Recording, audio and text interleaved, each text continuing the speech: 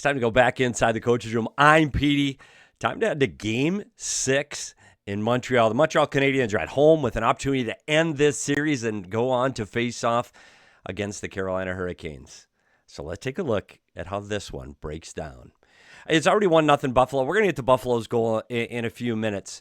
But let's talk about the Montreal Canadiens and the start that they had in this game. A minute and a half into this game, there's not much to break down on this one. Evan wins the face-off back to Xhekaj. Xhekaj throws this to the net, and it goes in past Lyon. And I'm telling you, when you see this puck, it's on edge. I know it's on edge. I don't know if that made all the difference in the world, but it hits Lyon in the glove and then goes in. This is one he has to have from that distance. But Montreal's not done in the first period. Not even halfway through the first period. Montreal's on the power play. We're going to see Slafkovsky dive to the middle of the ice. It's going to be important in a minute as he feeds the puck off. As he gets to the middle of the ice, you're going to see what kind of attention he draws from the Buffalo Sabres penalty killers. He's the threat. They know he's a threat from the inside. Everybody collapses to take care of that, but nobody sees Demidov on the outside. So as this puck goes around the horn from Hudson to Demidov, one-timer, beats Lyon before he can get there, and it's not even close. He lets this one go top shelf. What a shot. That's the second shot and the second goal for the Montreal Canadiens. But they continue on in the first. Just a couple minutes later, just past the midway point in this play, the Buffalo Sabres on our power play. And you're going to see Alex Tuch coming down low. Why does that matter? Because there's 1, 2, 3, 4 Buffalo Sabres. That's okay. He's there for this play around the other side to relieve pressure. Unfortunately, the puck turns over. And you're going to see the puck come to Evans, and Evans is up the ice. And you're going to see the sprint between Evans and Anderson. Now it's a 2-on-1. Why is it a 2-on-1? Well, because Tuch was up so far in the play. So this, instead of being a 2-on-2, now is a 2-on-1. And I tell you what, Evans just drives the net, and he just shoots. Wrist shot, shoot, score. Third shot, third goal. Goalie change. 3 shots, 3 goals. Time for a goalie change. Ukko Pekka-Luukkonen is heading into the net. And that's when the tide turns. We're going to go back for Buffalo's first goal. I said we would, but let's check this out. First, it's a great back check by Norris that helps create this turnover. Montreal player falls, and now the Buffalo Sabres are going back in transition. Things are fine, though, right? Behind the net, Matheson makes a good play. He closes on Tage Thompson, and they have the puck again. And here we go. Slafkovsky asks for falling down in the middle of the ice. He's got the puck again. He's trying to get the puck out of the zone. He knows he's got support here. Just get the puck out into the neutral zone. As he tries to flip it, he doesn't get all of it. He turns this puck over to Benson.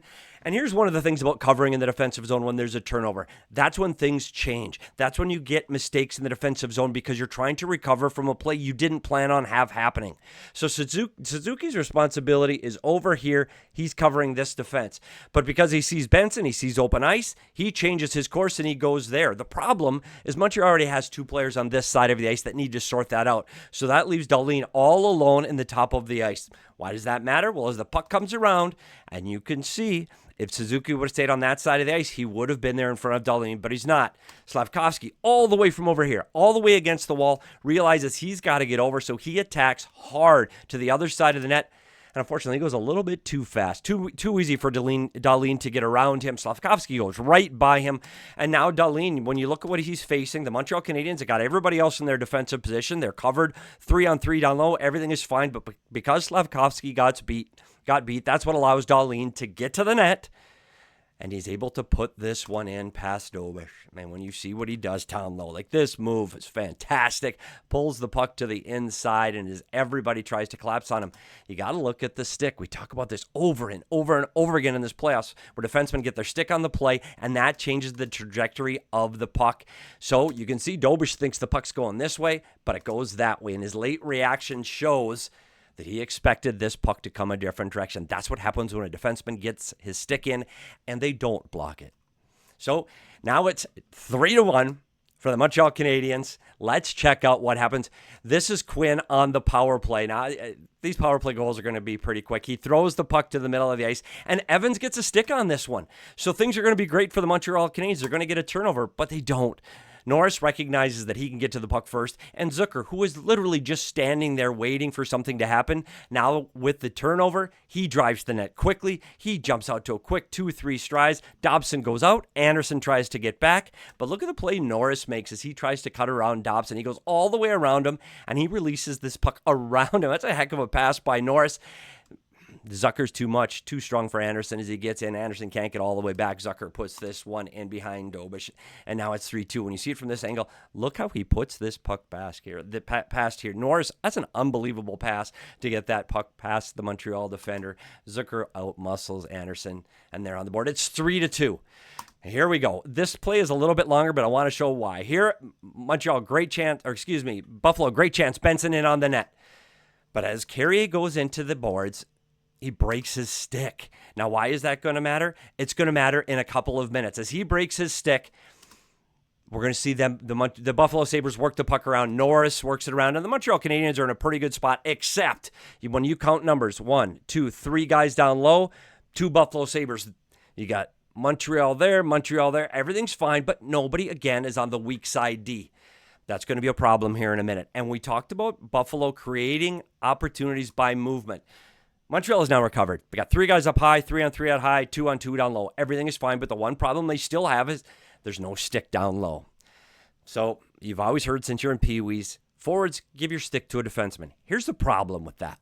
When you're playing man-on-man, there really is no defense in forwards. You're everywhere. And as this play continues to climb, after he passes the stick off and the play continues to move on, you're going to see the defenseman, Carrier, is up high with the stick, and now Deneau is down low without a stick. So do you really transfer the stick? I'm not so sure. That's for the chat to decide. So this play continues on, and we're going to look at the matchup between the man-on-man defending. We're going to see man-on-man, man-on-man, man-on-man, and Carrier on Benson. That's the most important matchup here. But you can see how confusing this is with all of this movement that the Buffalo Sabres have as they come out of this. And look at the movement. Everybody trying to stay with their man. You can see it's all color-coded, everybody trying to stay with everybody. This is tough, but here we are behind the play again, and there's Carrier and Benson. Now, what happens to that matchup? Why do they lose him? Because as Byram throws the puck to the net, Deneau doesn't have a stick. He doesn't have a stick up high. He can't put a stick in the lane. He can't help block this. He can't help defend this play from Byram. As we get to the front of the net, Tage Thompson gets his stick on this puck, and that's what keeps Dobeš from being able to track this puck into his body. And when you go look around behind the net, Benson uses the net to get around Carrier. Carrier turns to look to see where the puck is. He gets lost. Benson all alone. Dobeš can't handle the puck from the tip from Tage Thompson in front, and there's Carrier on the other side of Benson, and this one goes in. But I want you to watch this puck as it comes in and gets delivered to the net. There's Tage Thompson getting a stick on it. Because he gets a stick on it, Dobeš can't handle it. It bounces around, gets through him, comes out the other side, and there's Benson to jump on this one and put this puck in the net. And Buffalo's not done. They're going to keep coming. It is now 4-3 in the second period. This time, Veleno and Byram at center ice. Veleno's just going to dump the puck in, but I want to watch this. And I know Montreal Canadiens are not going to be happy about this play now as they get to center ice. Bo Byram gets his arms up high, and on Veleno, gets him right in the mouth, and Veleno's hurt. And this is going to matter. And I want to watch the reaction from Byram. He turns to look to see, hey, did the ref see that? He saw this ref with no arm in the air, but now he turns to look, no arms in the air. I'm good. Let's keep playing. So the Buffalo Sabres do what they did very well today. They were able to break out in Game 6. They bypass everybody. But one player they didn't have to bypass was Veleno, because Veleno's heading off the ice. And where would Veleno be?